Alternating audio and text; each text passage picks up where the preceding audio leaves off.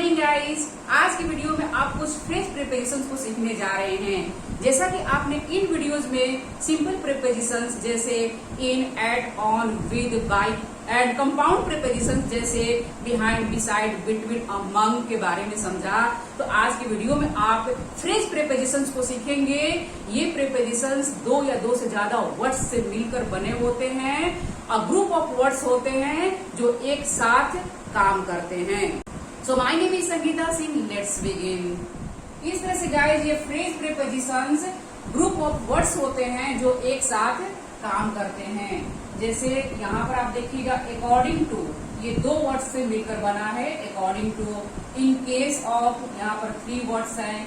In case of, ये 3 words से मिलकर बना हुआ है। इस तरह से ये दो या दो से ज्यादा वर्ड्स से मिलकर बने होते हैं और ये एक साथ काम करते हैं। तो सबसे पहले हम लोग समझेंगे अकॉर्डिंग टू।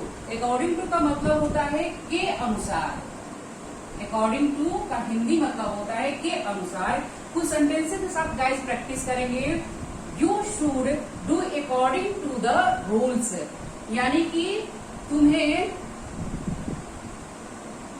नियमानुसार या तुम्हें रूल्स के अनुसार, के अनुसार होता है तुम्हें रूल्स के अनुसार काम करना चाहिए। You should do according to the rules. इस तरह से अकॉर्डिंग टू का मतलब होता है के अनुसार, तुम्हें नियमानुसार या रूल्स के अनुसार काम करना चाहिए। इस तरह से यहाँ पर अकॉर्डिंग टू का आप यूज करेंगे। अकॉर्डिंग टू, दोनों वर्ड्स को आपको लिखना होगा according to. You should do according to the rules, तुम्हें नियमानुसार काम करना चाहिए।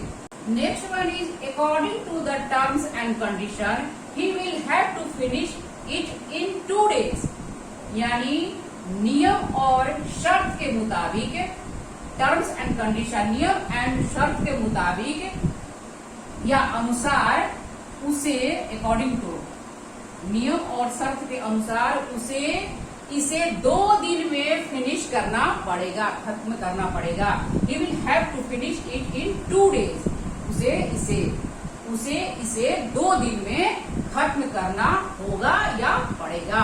इस तरह से अकॉर्डिंग टू यानी कि के अनुसार या के मुताबिक, नियम एंड शर्त के मुताबिक उसे इसे 2 दिन में खत्म करना पड़ेगा, फिनिश करना पड़ेगा।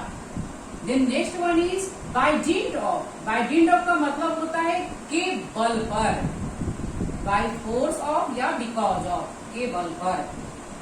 सेंटेंस के साथ देखते हैं guys. I passed the exam by dint of hard work, यानी कड़ी मेहनत के बल पर। बल पर आप लिखेंगे बाय डिंट ऑफ, कड़ी मेहनत के बल पर मैंने एग्जाम को पास किया, है ना। कड़ी मेहनत के बल पर मैंने एग्जाम को पास किया या पास किया था या पास की। इस तरह से बाय डिंट ऑफ, यहाँ पर के बल पर, है ना, के बल पर। I pass the exam by dint of hard work, कड़ी मेहनत के बल पर मैंने एग्जाम को पास की। इस तरह से यहाँ पर बाय डिंट ऑफ का मतलब होता है के बल पर। Next one is ultimately he won the race by dint of sheer will power, by dint of यानी के बल पर। आखिरकार उसने विल पावर के बल पर रेस जीत ली। इस तरह से बाय डिंट ऑफ का मतलब होता है के बल पर। Ultimately he won the race by dint of sheer will power, आखिरकार उसने या उन्होंने विल पावर के बल पर रेस जीत ली। I pass the exam by dint of hard work, मैंने हार्ड वर्क के बल पर एग्जाम को पास की। इस तरह से गाइस यहाँ पर बाय डिंट ऑफ का मतलब होता है के बल पर। इस तरह से आप बाय डिंट ऑफ को सेंटेंस में यूज करेंगे और डे टू डे लाइफ में बोलने की प्रैक्टिस करेंगे। Then next one is in case of. In case of का मतलब होता है अगर। इन केस ऑफ का हिंदी मतलब होता है अगर। सेंटेंस के साथ देखते हैं guys. In case of emergency call 100, अगर इमरजेंसी पड़े तो आप 100 नंबर पर कॉल करिए। इस तरह से यहाँ पर इन केस ऑफ का मतलब होता है अगर। इन केस ऑफ, अगर इमरजेंसी हो या इमरजेंसी पड़े तो आप 100 नंबर पर कॉल करिए। इस तरह से इन केस ऑफ का मतलब होता है अगर। Duty teacher always knows, duty teacher को हमेशा पता होता है कि where the key is in case of emergency. In case of है, ड्यूटी टीचर को हमेशा पता होता है कि इमरजेंसी में चाबी कहाँ होती है, कहाँ है इमरजेंसी में चाबी कहाँ है। इस तरह से यहाँ पर इन केस ऑफ का मतलब होता है अगर। ड्यूटी टीचर को हमेशा पता होता है कि अगर इमरजेंसी पड़े तो चाबी कहाँ पर है। इस तरह से इसका हिंदी हुआ और इन केस ऑफ का मतलब होता है अगर। Next one is in course of है, इसका मतलब होता है के दौरान। In course of time I faced many problems, उस दौरान या उस समय आई फेस्ड मेनी प्रॉब्लम्स, मैंने बहुत सारी प्रॉब्लम्स फेस की। इस तरह से इन कोर्स ऑफ का मतलब होता है गाइस के दौरान। के दौरान यानी उस दौरान, उस समय मैंने बहुत सारी प्रॉब्लम्स फेस की। इस तरह से इन कोर्स ऑफ का मतलब होता है के दौरान। The next one is by means of है, के सहायता से। बाई मीन्स ऑफ का मतलब होता है के सहायता से। ही amassed a lot of money by means of sharp practices, यानी sharp practices के सहायता से उसने बहुत सारे पैसे जमा किए। इस तरह से गाइज बाई मीन्स ऑफ का मतलब होता है के सहायता से। ही amassed a lot of money by means of sharp practices, sharp practices के सहायता से उसने बहुत सारे पैसे जमा रखे। इस तरह से गाइज बहुत सारे पैसे जमा रखे या बहुत सारे पैसे जमा किए। इस तरह से गाइज बाई मीन्स ऑफ का मतलब होता है के सहायता से। For the sake of, for the sake of का मतलब होता है के वास्ते। Save plants at least for the sake of your children. For the sake of, यहाँ पर 4 वर्ड से ये फ्रेज प्रीपोजिशन बना हुआ है। फॉर द सेक ऑफ है। सेव प्लांट्स एट लीस्ट है, कम से कम अपने बच्चों के लिए प्लांट्स बचाइए। इस तरह से गाइस यहाँ पर फॉर द सेक ऑफ के लिए या के वास्ते। At least for the sake of your children, यानी कम से कम अपने बच्चों के लिए प्लांट्स को बचाइए। सिर्फ plants at least for the sake of your children, कम से कम अपने बच्चों के वास्ते या के लिए प्लांट्स बचाइए। इस तरह से इनको सेंटेंस में आप यहाँ पर यूज करेंगे फॉर द सेक ऑफ है। He suffered much for the sake of my brother, for the sake of यानी के वास्ते या के लिए, मेरे भाई के लिए या मेरे भाई के वास्ते उसे बहुत कष्ट उठाना पड़ा। इस तरह से गाइज यहाँ पर फॉर द सेक ऑफ का मतलब होता है के वास्ते या के लिए। He suffered much for the sake of my brother, मेरे भाई के लिए या मेरे भाई के वास्ते उसे बहुत कष्ट उठाना पड़ा। इस तरह से इसे सेंटेंस में आप यूज कर सकते हैं। Then the next one is in order to, इसका मतलब होता है लिए। इन ऑर्डर टू का मतलब होता है लिए। The traveller lay under a tree in order to take rest.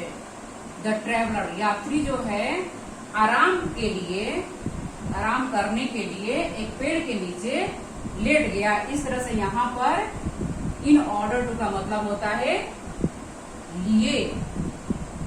In order to, in order to का मतलब होता है लिए। The traveller lay under a tree, traveller जो है एक ट्री के नीचे लेट गया, इसके लिए आराम करने के लिए। In order to take rest, यानी यात्री आराम करने के लिए एक पेड़ के नीचे लेट गया। इस तरह से आप सेंटेंस में इन ऑर्डर टू का यूज करेंगे। Then the next one is in case of. In case of का मतलब होता है दशा में। इन केस ऑफ है दशा में। In case of need he always comes to me, यानी जरूरत पड़ने पर या आवश्यकता पड़ने पर वह हमेशा मेरे पास आता है। इन केस ऑफ का मतलब होता है दशा में, यानी कि आवश्यकता पड़ने की दशा में या जरूरत पड़ने की स्थिति में वह हमेशा मेरे पास आता है। इस तरह से इन केस ऑफ का यूज आप सेंटेंस में करेंगे गाइस, और इनको आप ध्यान दीजिए किस तरह से ये फ्रेज प्रीपोजिशंस है, ये एक सेंटेंस में यूज हो रहे हैं और ये एक ग्रुप ऑफ वर्ड्स होते हैं जो एक साथ काम करते हैं। In case of need he always comes to me, जरूरत पड़ने पर, आवश्यकता पड़ने पर या आवश्यकता की दशा में, जैसे भी आप कह सकते हैं, वह हमेशा मेरे पास आता है। Then next one is instead of. Instead of का मतलब होता है कि स्थान पर या बजाय। इंस्टीड ऑफ का मतलब होता है कि स्थान पर या बजाय। Instead of a novel he read the Gita, यानी उपन्यास के जगह पर, के स्थान पर या के बजाय उसने गीता पढ़ी। इस तरह से यहाँ पर इंस्टीड ऑफ का आप यूज करेंगे। Instead of a novel he read the Gita, उसने नॉवेल के जगह पर गीता पढ़ी। इस तरह से आप सेंटेंस में बनाएंगे गाइस।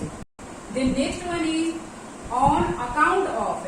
ऑन अकाउंट ऑफ का मतलब होता है कारण। ऑन अकाउंट ऑफ का मतलब होता है कारण। On account of hard work his health broke down. On account of hard work यानी कड़ी परिश्रम, कड़ी मेहनत के कारण उसका हेल्थ बिगड़ गया। इस तरह से आप सेंटेंस में बनाएंगे guys. On account of hard work his health broke down, कड़ी मेहनत के कारण या कड़ी मेहनत के चलते उसका हेल्थ बिगड़ गया। इस तरह से आप सेंटेंस में ऑन अकाउंट ऑफ को यूज करेंगे और ऑन अकाउंट ऑफ का मतलब होता है कारण। इस तरह से गाइस ये कुछ फ्रेज प्रीपोजिशंस हैं, इनको समझना जरूरी है, इनको याद करना जरूरी है और यह भी जानना जरूरी है किस तरह से इनका सही यूज सेंटेंस में किया जाता है, किस तरह से आप इनको सेंटेंस में यूज कर सकते हैं। आज के लिए बस इतना ही गाइज। अगर वीडियो पसंद आए तो प्लीज वीडियो को लाइक जरूर कर दें, चैनल पर नए हैं तो सब्सक्राइब कर दें और साथ ही साथ बेल के निशान को दबा दें ताकि आने वाले वीडियो का नोटिफिकेशन आपको मिल जाए। वीडियो कैसे रही गाइज कमेंट करके जरूर बताएं और वीडियो अच्छी लगे तो अपने दोस्तों में शेयर कर दें। नेक्स्ट वीडियो मिलते हैं, तब तक के लिए thank you guys. Keep learning, keep practising.